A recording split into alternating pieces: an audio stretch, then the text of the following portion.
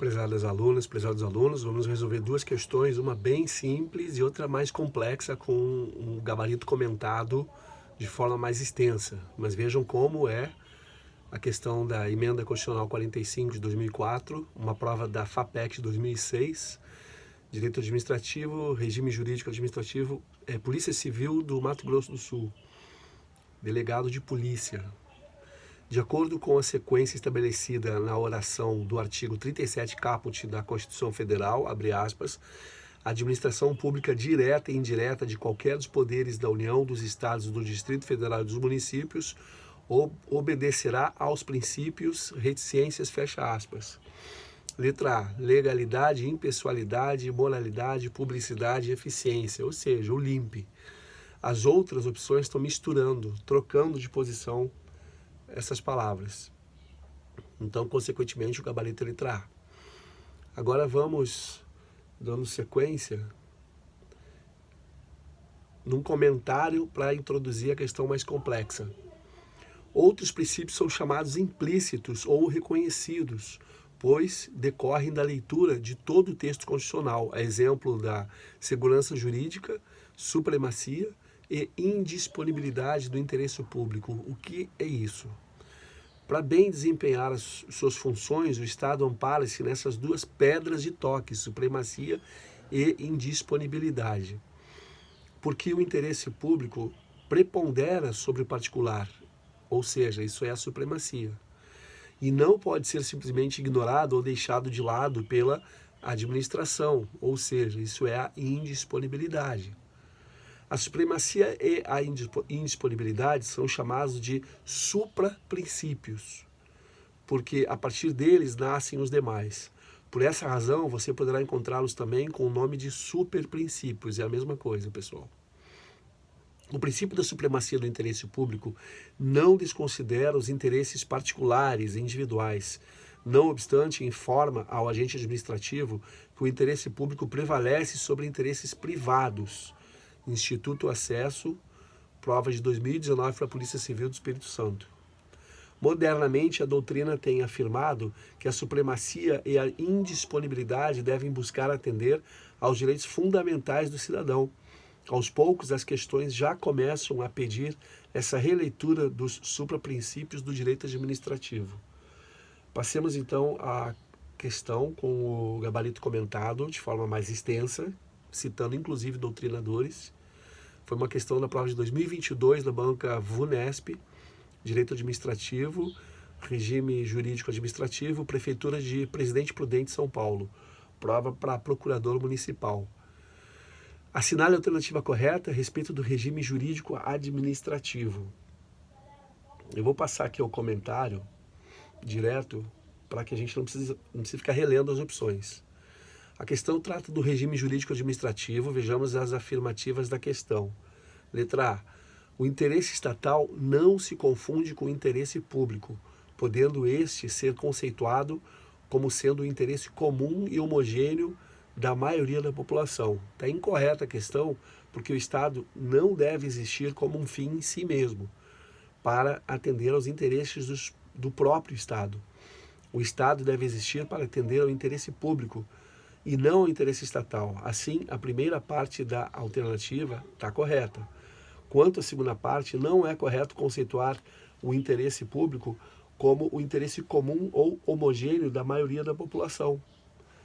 Portanto, a doutrina mais recente, com efeito, vem questionando definições de interesse público como interesses comuns e homogêneos, dado que essas definições são vagas. Além disso, o interesse público não deve ser confundido com o interesse comum da maioria, sendo necessário, por vezes, que se protejam também interesses da maioria. Nessa linha, Marçal Justen Filho defende que o Estado não deve defender o interesse público como categoria vazia, mas sim os direitos fundamentais. Diz o autor, abre aspas, é fundamental eliminar o preconceito de que as organizações estatais possuem justificativa de existência em si mesmas. O Estado existe não para satisfazer as suas estruturas burocráticas internas, nem para realizar interesses exclusivos de uma classe dominante, qualquer que ela seja. nem é satisfatório aludir a concepções meramente formais, tais como interesse público, bem comum e assim por diante. O direito administrativo e o Estado, assim como outras instituições não governamentais que desempenham atividades similares, somente se justifica como instrumento para a realização de direitos fundamentais, que são decorrência da afirmação da dignidade da pessoa humana, entre parênteses, Justem Filho, Marçal. Curso de Direito Administrativo, São Paulo, Revista dos Tribunais, edição 2014, página 93. Passemos a avaliar, então, a alternativa letra B. O regime jurídico administrativo é incompatível com a ideia de privilégios ou prerrogativas da administração pública na relação com os administrados. Incorreta. No regime jurídico administrativo, por um lado, a administração sofre restrições, tendo que respeitar os direitos fundamentais e a legalidade. Nesse mesmo regime, porém, para defender os interesses da coletividade, a administração pública goza de algumas prerrogativas ou poderes que a colocam em posição de supremacia em relação aos particulares. Esses poderes, como o poder de polícia, o poder regulamentar, o poder disciplinar, fazem parte do regime jurídico administrativo. Passemos agora à opção letra C.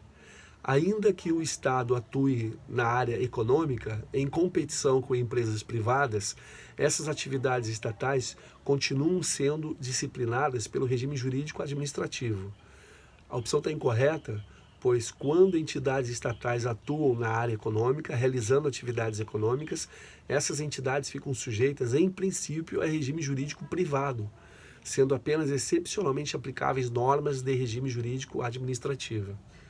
Agora passemos ao nosso gabarito, que é a letra D. Vejam lá, antes do comando da questão, que eu li sobre a supremacia e a indisponibilidade. Vejam como a leitura faz toda a diferença para a resolução segura das questões. Letra D. A atividade administrativa estatal deve orientar-se pelo critério da supremacia e indisponibilidade dos direitos fundamentais. Correto. O princípio da supremacia do interesse público e o princípio da indisponibilidade dos direitos fundamentais são dois princípios que orientam o regime jurídico administrativo. A doutrina tradicional fala em supremacia e indisponibilidade do interesse público. Nesse sentido, afirma Celso Antônio Bandeira de Mello que, abre aspas, todo o sistema de direito administrativo, a nosso ver, se constrói sobre os mencionados princípios da supremacia do interesse público sobre o particular e indisponibilidade do interesse público pela administração, fecha aspas. Melo, CAB, né, Celso Antônio Bandeira de Mello, curso de Direito Administrativo, 27ª edição, São Paulo, Malheiros, editora, 2010, página 56.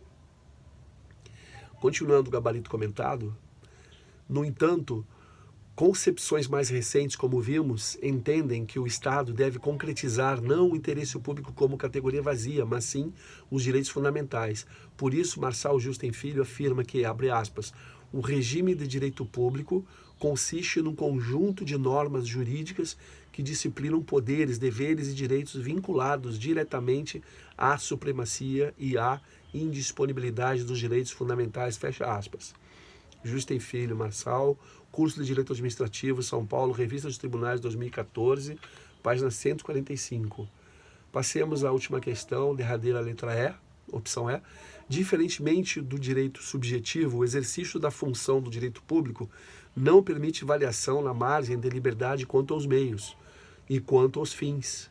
A liberdade é muito reduzida. Por que tem correta essa questão, gente? Também no direito administrativo há atos praticados no exercício da função pública que são discricionários, isto é, atos em que a administração pública tem, nos limites da lei, alguma margem de liberdade quanto aos meios e o conteúdo da prática do ato administrativo. Quanto aos fins, contudo, não há liberdade. Vejam que interessante. Dado que a finalidade da atuação administrativa deve sempre ser atender às finalidades legais. Isso é muito importante, deve ser relido, porque nós temos, por exemplo, essa distinção entre o indivíduo e o Estado, ela é muito interessante. Onde tem uma placa de trânsito determinando o que você pode ou não fazer, por exemplo, se a mão é contrária, você vai entrar contra a mão, você está sujeito a multa. Porém, tudo que é proibido, que está sinalizado para o cidadão, determina o que ele pode ou não fazer. O que não está determinado, o que não está delimitado, é possível que ele faça. Então, quando você vai numa excludente de multa, por exemplo, e fotografa o local dizendo que não havia sinalização, você consegue a isenção, ou deveria conseguir a isenção.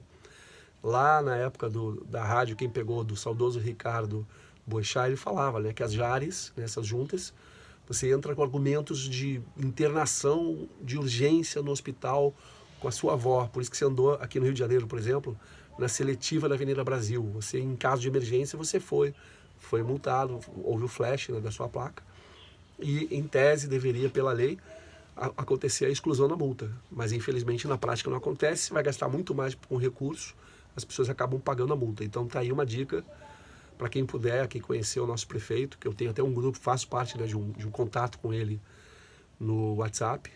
Mas esse tipo de questão a gente precisa mudar, prefeito. Isso não pode acontecer. A pessoa está numa emergência, a lei permite que ela vá usar seletiva. Isso aconteceu com a minha sogra, socorrendo a mãe dela com 93 anos, e não houve isenção da multa. Então fica a dica, temos que melhorar muito na área jurídica. Gente, boa prova, muita saúde para vocês e a família. Fiquem com Deus.